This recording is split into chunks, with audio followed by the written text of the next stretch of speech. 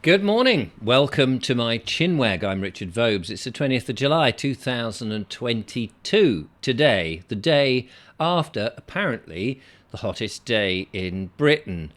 Is that ever? Well, can't be ever, can it? Because when the planet was formed, I think it was a little bit hotter than 40 whatever degrees it was. And of course, the headlines are telling us that this is a massive wake up call, that this is what we are going to expect.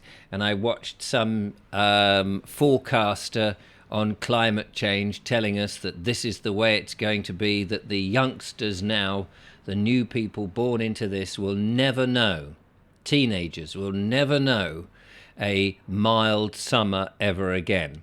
And you just wonder what planet these people are actually living on, because we know that 2 days of hot heat is not a whole summer of hot heat, and that the teenagers this woman was talking about will probably find the rest of the summer is a bit of a damp squib. I mean, I may be wrong, of course. Perhaps we're going to. Today is cooler, so perhaps tomorrow we'll have a bit more of that jet stream air warming us all up. Who knows? I don't. But I don't think so. I think life's experience teaches you a lot more about common sense and the world around you than perhaps people screaming at you and telling you the world is going to end. However, it was supposedly the hottest day, but I guess that depends on how you measure the temperature, doesn't it? If you're going to put your thermometer right next to an airport where you've got jets taking off every 2 minutes, you've got heat absorbing runways, you've got urban environments and lots of concrete, let me guess, I'm thinking that the temperatures are going to be pretty hot around there. If you take all your measurements away from the countryside, you're going to find it's hot. Now, that might be the temperature that is there, and so in those little microclimates, the temperature may well be very, very hot. But is that the temperature that's actually coming down from the sun through the stratosphere? Or is that just the temperature in that little microclimate area? Well, obviously it's in the little microclimate where the thermometer is.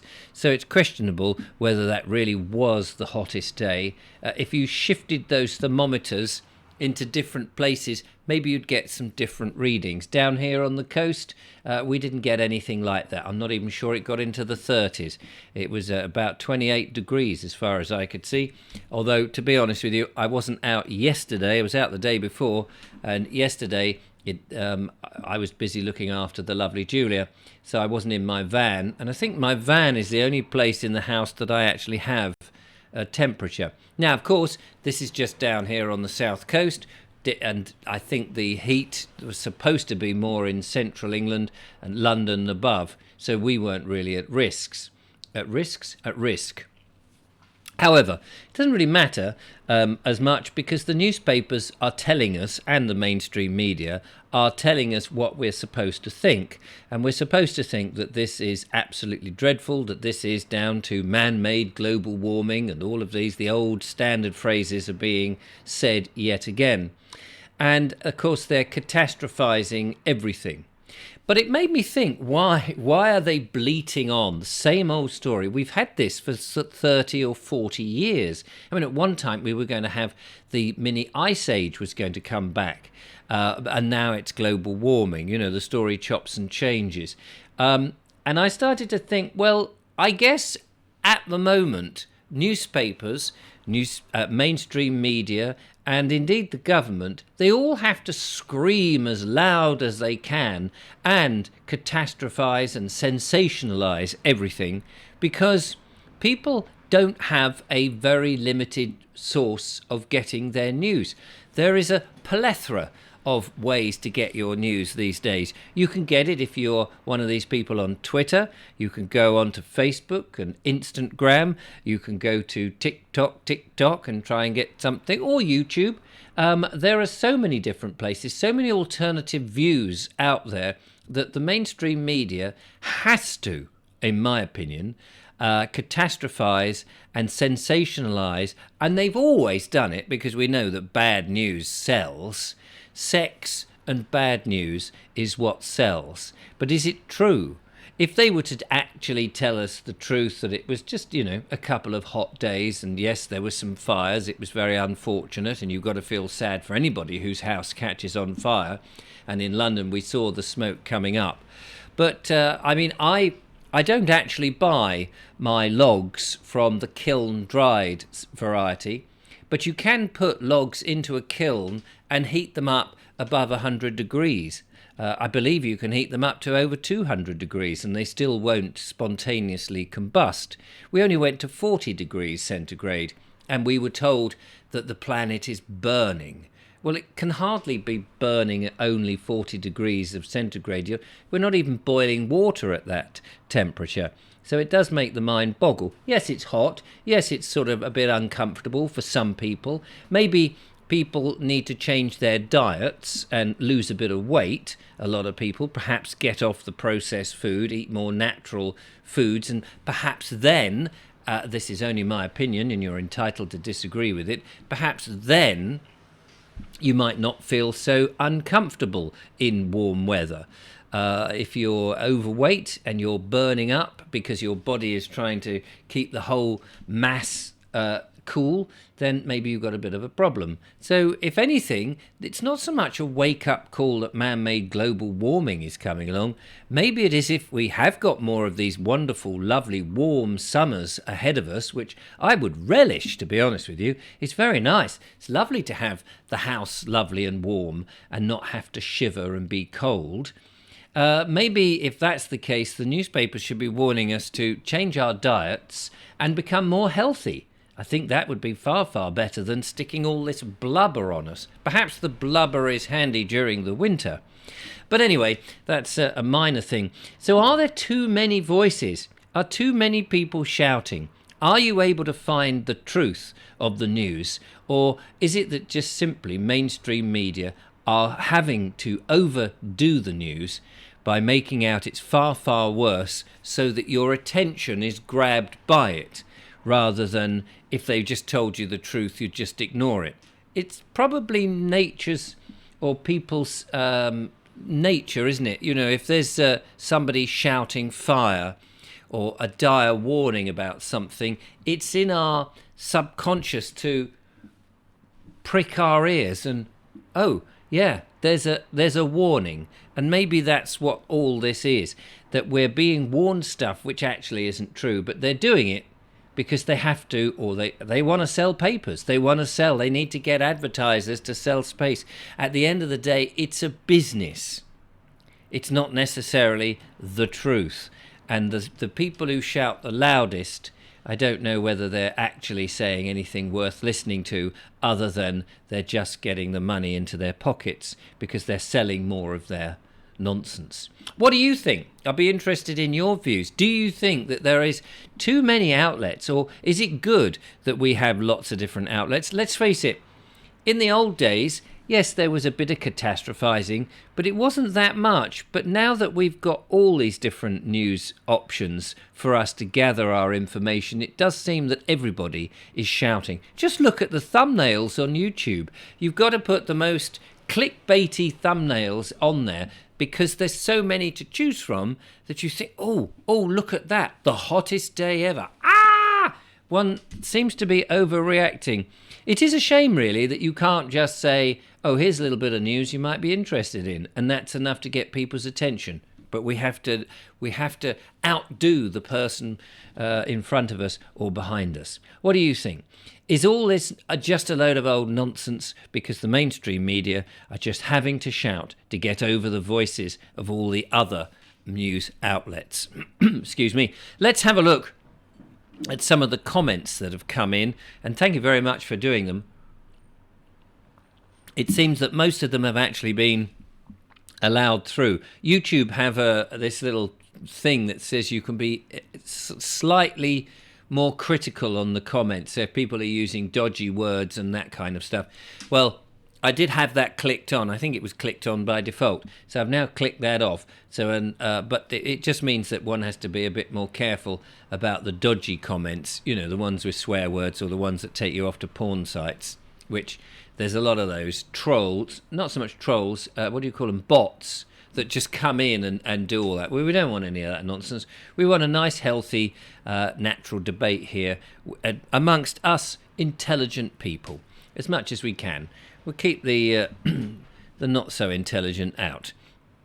The Vintage News, talking about has everything got too big, says the corporate view is that they use size and common products to undercut everyone. Architecture, brickwork, furniture, transport, all done to maximise, I think he says there, maximise profit, making the best product they can with lean, skilled staff that can stay in control, and the craftsmen die out. Absolutely. You don't see so many craftsmen as you once did. And yet, it's a shame, really, because I think the human being loves to be skilled at something, loves to be creative. And as we are human beings, rather than just being a machine operator, it is lovely to actually create something and have that sense of achievement. I don't think you get much sense of achievement just by pulling a lever and watching a product come off the assembly line. What have we got here from Quailcom Challoner? Sometimes it's difficult for me to sight read some of the names. I apologise for that. He says, think you'll find, listening to what you've said, it amounts to a urinary tract infection. This is about poor old Julia.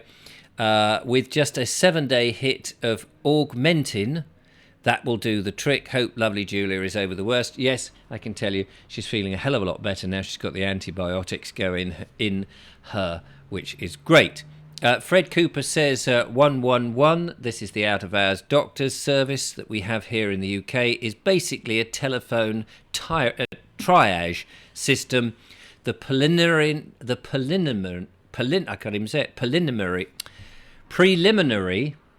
there we go, assessment of patients or casualties in order to determine the urgency of their need or treatment and the nature of the treatment required. And he's quoted that presumably from the website, and that's pretty much what I was saying. And it's operated by people who are, it seems to me, are just able to go through a checklist rather than actually have any medical training whatsoever. Is my thoughts on that, because very often you're as you ring up these services, you're desperate to tell them the symptoms, you're desperate to tell them all sorts of sometimes irrelevant information, because you're in a state of flux, you're not very happy, you're in this illness, whatever it is, and you're trying to be helpful, and often you're spewing out this information. Unfortunately, when you listen, as I was listening to Julia telling the triage operator there some extra information, they didn't know how to handle that, because they couldn't go, I see those symptoms. Oh, well, we don't need to talk about that. We can go straight to this. He still had to go down this checklist because clearly they're not that medically trained. I mean, it works, but it's a shame that it is a very long-winded system.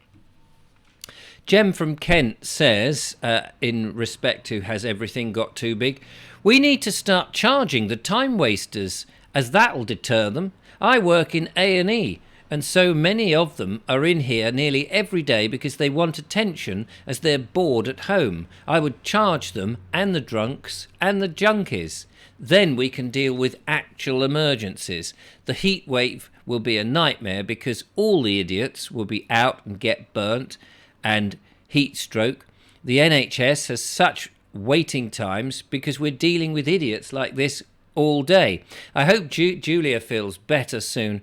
I don't know why your GP surgeries aren't open 7 days a week. It seems outdated in today's world to only have it Monday to Friday. It would clear A&E. Well, my son worked in A&E, and he would second everything you said there about the idiots coming in. He would say so many of these people who are lonely or perhaps mentally disturbed, they come back in because they know that the A&E staff have to deal with them. You can't sort of second guess that on this particular occasion, even though you've cried wolf many times, that this occasion is another crying wolf, because it may be that that's the time you throw them out, that they then have a heart attack and die, and of course your job's on the line, and it wouldn't be a good look. So I get exactly what you mean. However, if you were to charge people, I think it would put a number of people off. But then again, you would have the same argument that somebody couldn't afford it, they got confused, they thought they had to pay perhaps more than whatever it is, or for whatever reason, and they wouldn't go. Some people are that stubborn, and they just wouldn't go, thinking, well, I need to pay the heating bill, so I won't go because I'm having a heart attack, and then they die, and then there'll be a huge outrage in the press. And so you can't win whichever way you do it. Mary Fennell says hospitals are massive now, and GP surgeries are all amalgamated into health centres and run as businesses. So much money wasted in the NHS. I wonder how much the 111 service costs to run. All you need is a duty doctor at weekends. And I would agree that it would be good to have the GPs open at weekends. If you're earning £100,000 as a GP, surely we can train more GPs up. I don't understand why there wouldn't be many people incentivized to earn that kind of money by becoming a GP. It seems that it's a pretty good life. If we had more of them and working part-time, then you can have plenty of time to go on the golf course or do whatever it is that you want to do in your spare time, and then put in certain hours and have enough of them. But it is a shame that there are no family doctors again that know the family and visit and all the things that we used to have. I'm not quite sure why that ever disappeared. Just because we've got more people, surely the commercial side of that would say if there's more people, we just have more doctors and smaller surgeries for more. I don't quite get the argument why just because there's more people we need to then amalgamate and keep saving money. Why do they need to save money? That's what I don't understand. If there's more people and they're all getting a fee for whatever it is through the government to become a patient at a GP surgery, then instead of saying, well, we'll have 500 or 5,000 of these, we'll just have 500, we can run with that, we don't need any more than that. And then another surgery go, well, there's commercial sense to have another GP, and we can serve them. If we had to pay out of, if the money was given to us and then we could go to the best ones that we wanted, surely that commercial sense would kick in, that the GPs would go, well, how do we entice people to come to us rather than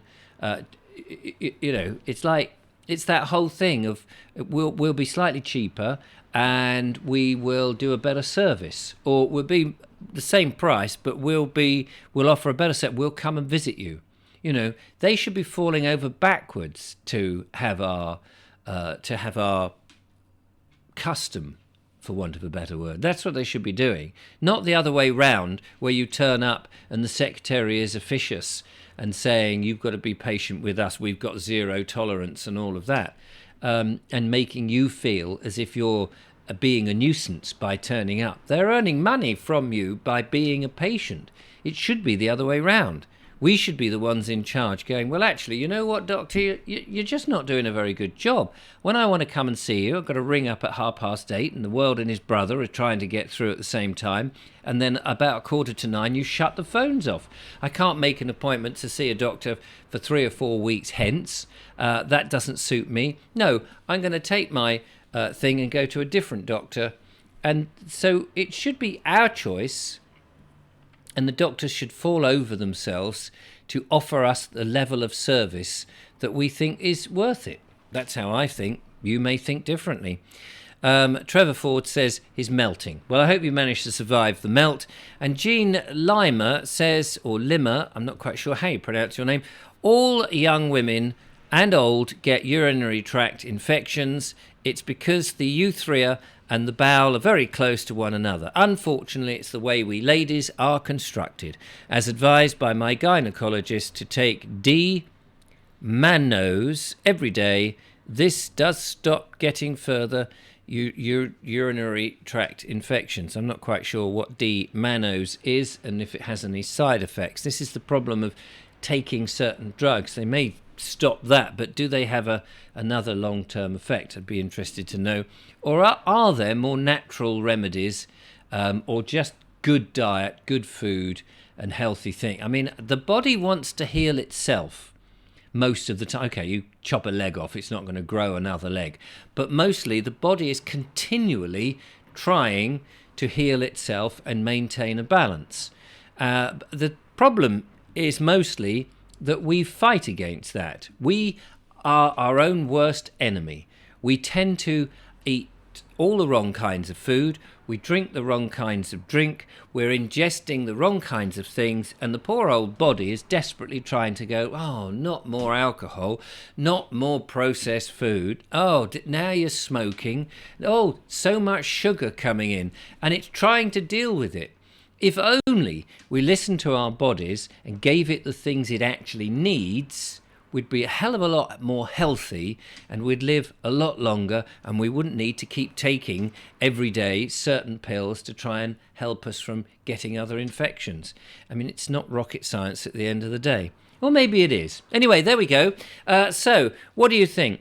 Are the media shouting too loudly because there's too many other outlets and everybody's shouting, and so that's why everything is over-sensationalized? And does that mean that what we're getting is actually not really the truth? They're just desperate to pull you in. Be interested in your comments. Do let me know, and I will catch up with you tomorrow. Take care.